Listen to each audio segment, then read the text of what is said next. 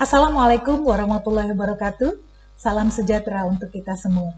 Pada kesempatan kali ini kami akan memaparkan Kejaksaan Negeri Bengkulu dalam menuju wilayah zona integritas, wilayah bebas dari korupsi, wilayah birokrasi bersih dan melayani. Bapak Ibu sekalian, reformasi birokrasi bertujuan untuk menciptakan pemerintah yang profesional dengan karakteristik berintegrasi, berkinerja tinggi, bebas, dan bersih KKN, mampu melayani publik, netral, sejahtera, berdedikasi dan memegang teguh nilai-nilai dasar dan kode etik aparatur negara. Sebagai lembaga penegakan hukum, maka kejaksaan tentu saja tidak lepas untuk melakukan reformasi. Mengapa penegakan hukum perlu reformasi birokrasi? Karena ini akan menjadi fokus pencegahan korupsi. Penataan penegakan hukum dan reformasi birokrasi akan sangat mempengaruhi tingkat kepercayaan publik kepada negara. Tentu saja banyak tantangan dan upaya dalam reformasi birokrasi, termasuk juga yang dilakukan oleh Kejaksaan Negeri Bengkulu. Dalam hal ini ada 6 area perubahan yang akan dilakukan perubahan dan kami telah melakukannya secara konsisten dan terus-menerus. Ada 6 area perubahan penting. Pertama, manajemen perubahan. Kedua, penataan tata laksana. Ketiga, penataan sistem manajemen SDM. Keempat, penguatan akuntabilitas. Kelima, penguatan pengawasan. Dan keenam, peningkatan kualitas pelayanan publik. Pada manajemen perubahan, maka terdapat beberapa hal. Pertama, dibentuk tim kerja, tim pengarah, dan tim manajemen RB melalui rapat staf. Kemudian disusun dokumen rencana pembangunan zona integritas, termasuk di dalamnya penandatanganan fakta integritas, pencanangan pembangunan zona integritas menuju WBK-WBBM, dan pemantauan serta evaluasi pembangunan zona integritas menuju WBK dan WBBM.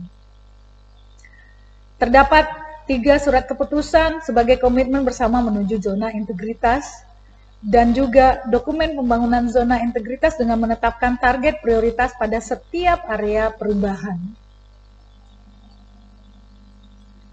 Pemantauan dan evaluasi pembangunan zona integritas menuju WBK-WBBM dilakukan melalui rapat dan monitoring evaluasi yang hasilnya dilaporkan secara berjenjang dan berkala. Rapat dilakukan dengan undangan dan absensi, termasuk juga sudah menerima kunjungan tim internal Kejaksaan Tinggi Bengkulu. Yang keempat dari manajemen perubahan adalah perubahan pola pikir dan budaya kerja. Pimpinan sebagai role model menunjukkan disiplinnya, bagaimana berpakaian, bagaimana bersikap, dan bertingkah laku, kemudian juga menetapkan agent of change, membangun budaya kerja dan pola pikir serta pelibatan semua pegawai dalam pembangunan zona integritas menuju WBK dan WBBM. Kejaksaan Negeri Bengkulu kemudian membuat tagline Bengkulu Epic, Excellent, Professional, Integrity, dan Care sebagai bentuk komitmen Kejaksaan Negeri Bengkulu. Kemudian penataan tata laksana. Dalam penataan tata laksana ini, maka yang penting pertama kali adalah SOP kegiatan utama pada semua bidang sesuai dengan SOP yang sudah diupdate berdasarkan aturan yang paling baru. Kemudian juga menetapkan e-office sehingga kinerja dapat terukur dan pelayanan juga menggunakan sarana IT dengan implementasi pada penggunaan CMS, CPD, ARSIS, Sijalu, Kejaksaan Mobile maupun sistem yang tersedia dari Kejaksaan Agung maupun yang dibuat oleh Kejaksaan Negeri Bengkulu.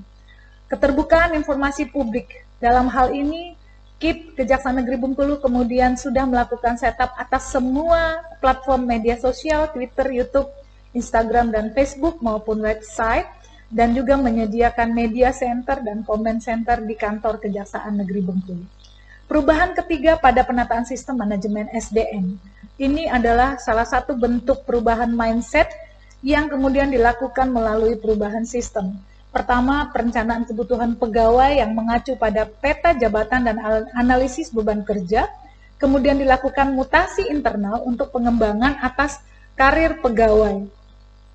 Pengembangan pegawai juga dilakukan berbasis kompetensi dengan mengikut sertakan pegawai pada pelatihan, diklat, seminar maupun penyelenggaraan FGD secara internal.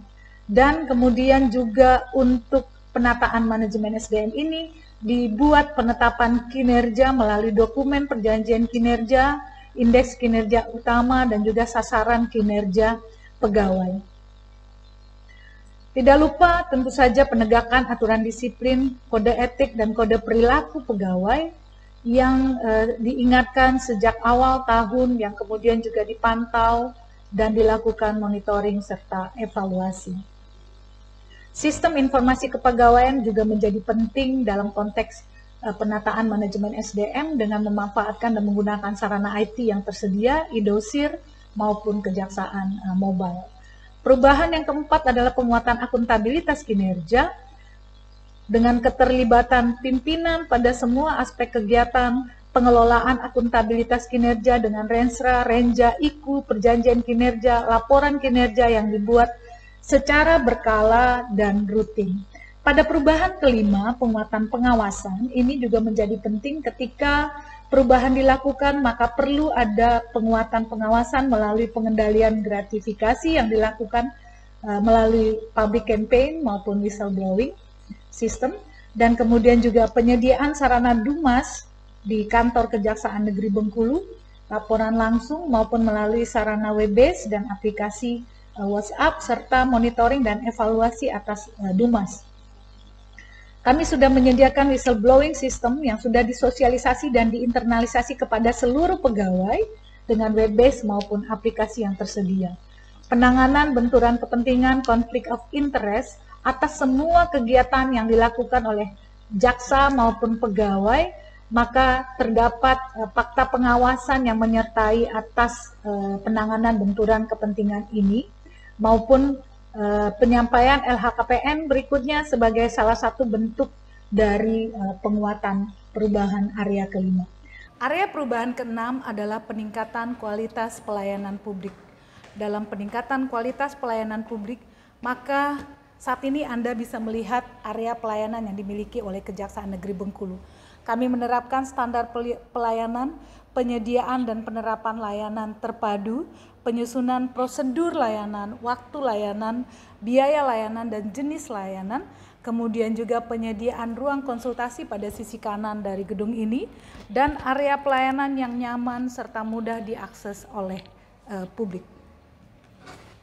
Budaya pelayanan perlu dibuat agar semua pegawai menjadi mengerti bahwa melayani merupakan penting. Karena itu kita membuat tagline EPIC, salah satunya adalah Excellent Services. Peningkatan kualitas layanan secara terus-menerus, konsisten dan persisten kepada masyarakat. Kami memiliki program layanan yang merupakan program unggulan pada beberapa bidang.